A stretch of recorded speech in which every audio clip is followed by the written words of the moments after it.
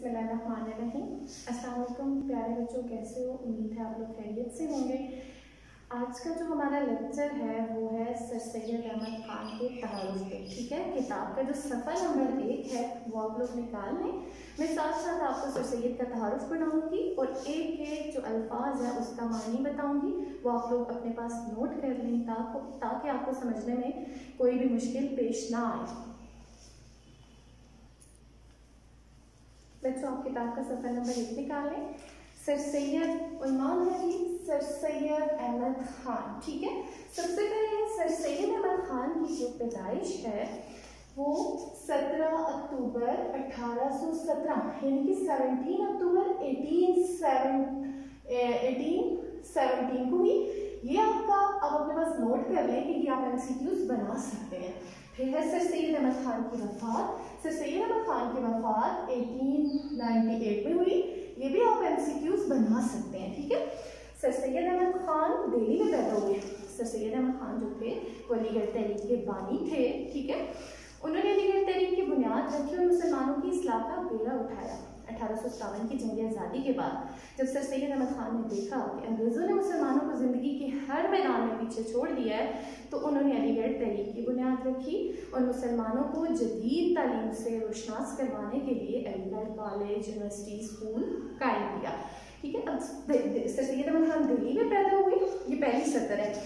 Sir Syed का तो आपको पता चल गया कौन है। दिल्ली, दिल्ली जो है वो हिंदुस्तान का एक शहर है।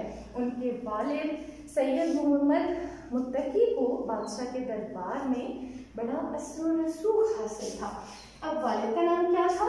सैयद मोहम्मद मुत्तकी। ये MCQs में आ सकता है।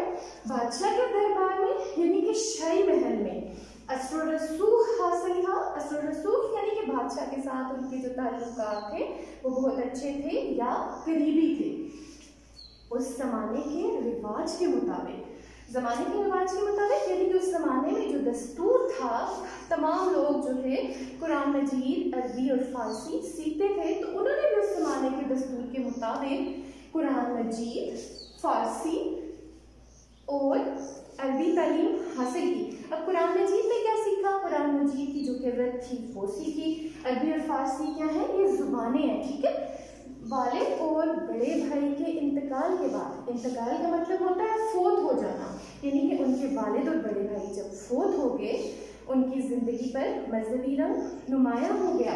अब उनकी ज़िंदगी से मुराद यानी कि सर सैयद की जो ज़िंदगी थी, मजहबी रंग नुमाया होना यानी कि इस्लाम से जो मोहब्बत थी वो मज़ीद बढ़ गई।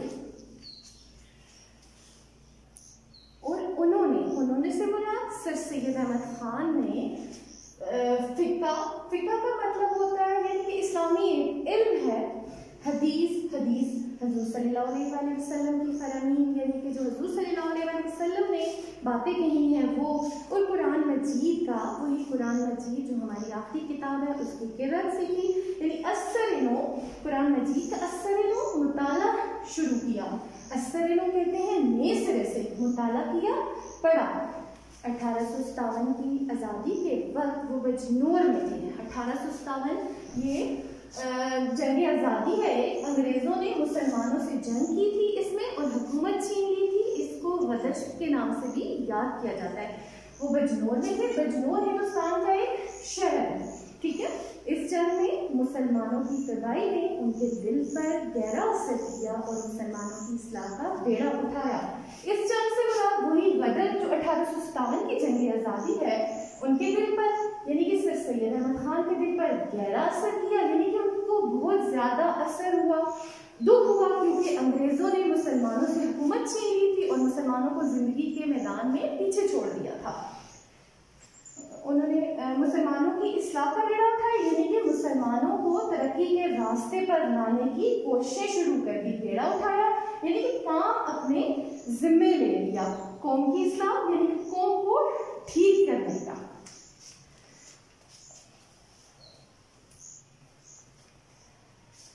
उन्होंने अंदाज़ा लगाया कि किसी भी कौम की इस्लाह यानी कि कौम की इस्लाह, कोई भी कौम जो है वो ठीक नहीं हो सकती तरक्की तालीम के बगैर मुमकिन नहीं।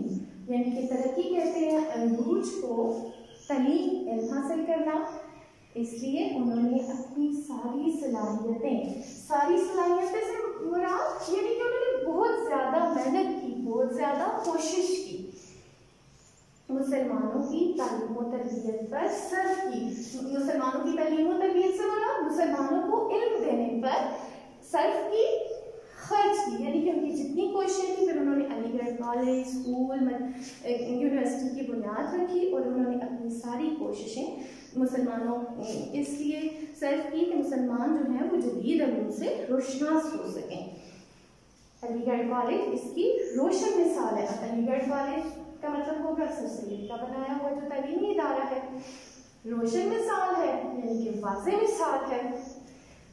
इसके अलावा वो आम मुसलमान घरानों की तरबियत और इस्लाह के लिए एक रिसाला तहज़ीबुल इखलाक भी जारी किया।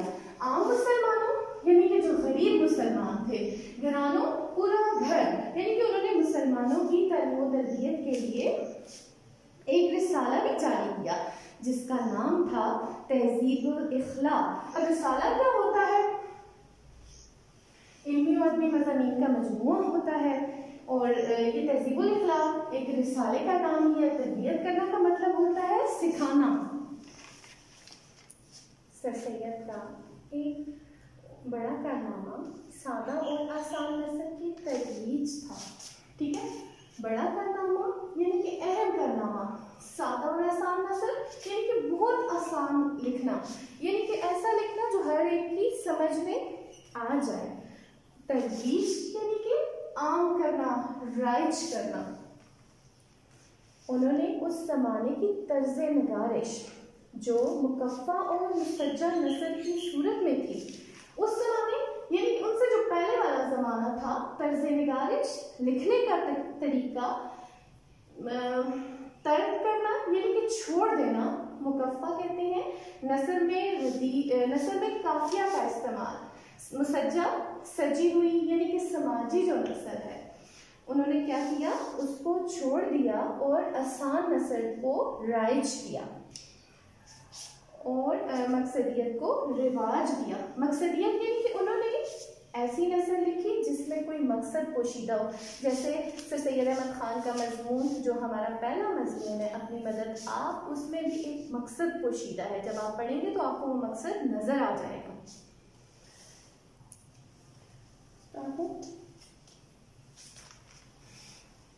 सर सैयद अहमद खान जो थे वो अदब बराए अदब के कायल ना थे। अदब बराए अदब से मुराद है सिर्फ खूबसूरत तहरीरों के लिए अदब लिखना, ठीक है, वो अदब बराए अदब के कायल ना थे, बल्कि उन्होंने नस्र जो लिखी मकसद को, किसी मकसद, खास मकसद को सामने रखकर लिखी जिससे मुसलमानों की इस्लाह हो, बल्कि उन्होंने अदब को इस्लाह का जरिया बनाया। अदब को इस्लाह का जरिया बनाना यानी कि अदब के जरिए लोगों की तरबियत करना। उनकी तहरीर में बड़ा तनू था। अब तनू कहते हैं यानी कि उन्होंने रंगारंग मौज़ूआत थे, हर रंग के मौज़ूआत पर जो था वो लिखा। उन्होंने मज़हब, सियासत, तारीख, अदब, फ़लसफ़ा और मंतिक हर मौजू पर तबा आजमाई की।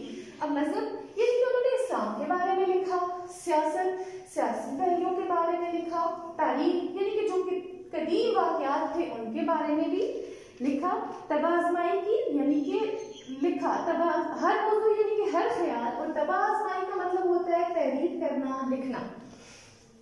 सर सैयद का उर्दू अदब पर बड़ा एहसान है कि वो ज़ुबान जो पहले फ़कत हुस्न इश्क यानी कि जो सर सैयद से पहले क्या होता था, तहरीरों में प्यार और मोहब्बत की बातें तहरीर की जाती थी।